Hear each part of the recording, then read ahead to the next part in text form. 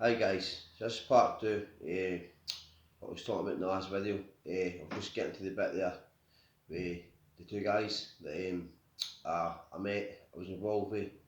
I think I was 15, 16 maybe. Put it this way, I was playing the puggy. That's how young I was. I wasn't old enough to win the bookies at this point. I don't gamble anymore. Another addiction I bet. But anyway, let's get into it. So I'm playing the puggy one day. This guy walks out the shop. He's walking out the shop and he looks at me and says, "You Stephen?" I was like, "Aye." And he says, "I'm such and such, right?" He says his name. Fucking hell, Ken. This guy was the talk. The fucking place, right? Prior to his release from the Irish prison.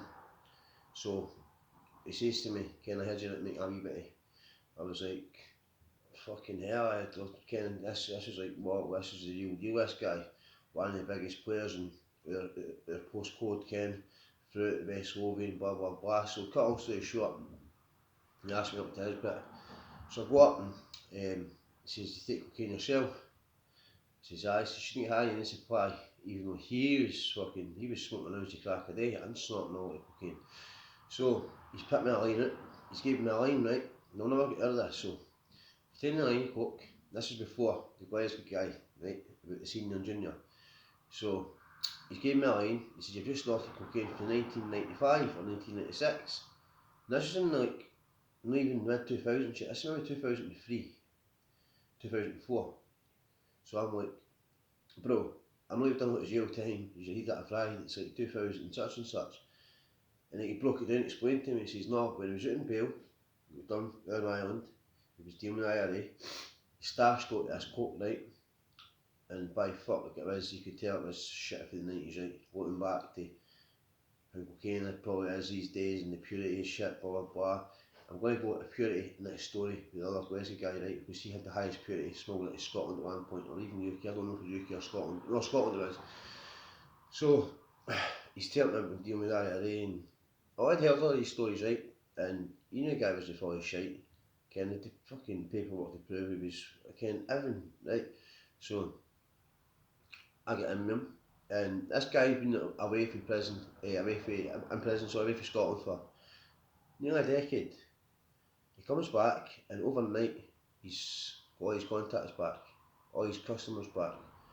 Me, my old driver, who was his driver at the time, then became my driver, we'd gone to villages and towns and places in Scotland that I didn't know existed. And it was like, "Oh, he's back out, he's back out." This guy was a real fucking deal.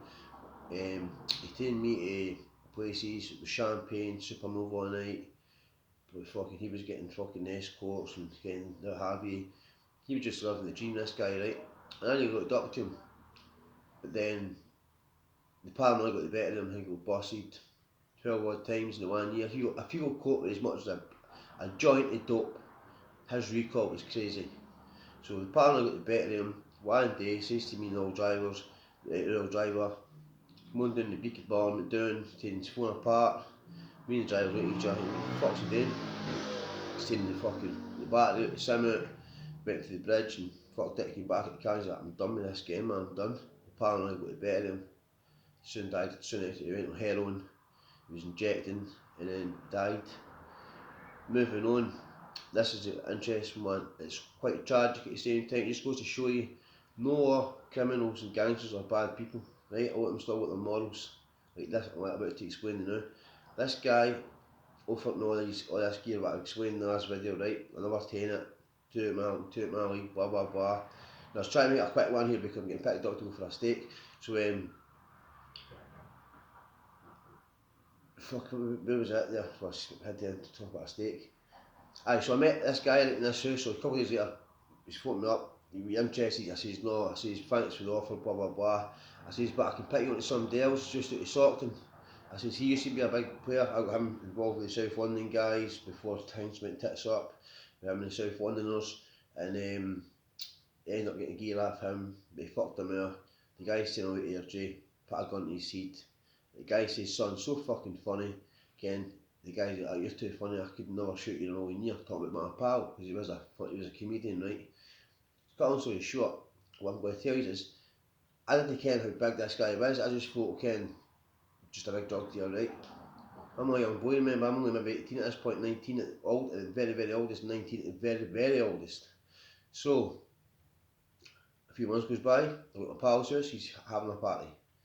Who are you painting at? He's like, your pal's deed, your pal's deed. No, I went to H1 with this guy as well. Well, I met him at H1. Like, no met him, but I met up with him at H1. He died in the motorway. An old age pensioner broke a car down in the motorway. He's got his car, tried to save the old woman, tried to fix his car, he was probably with a transit van. Following day, newspaper, wee article, telling you, old man dies in motorway trying to save OAP. Following day, 2 pages, why the Scotland's most notorious gang, why the Scotland's most notorious gangsters. He was rival with Jamie Stevens, the nice man. He had the highest purity cocaine or smuggled to Scotland at this time. But listen, didn't kid yourself, one people. Even though the guy died 6 months down the line, his money got quickly done if his cronies. That's how it goes down. So don't ever think you're a gangster and one of the gangsters deed, you're out, you're safe. It doesn't work like that, people. So take some advice off us. I'm no my shit, I'm no stupid.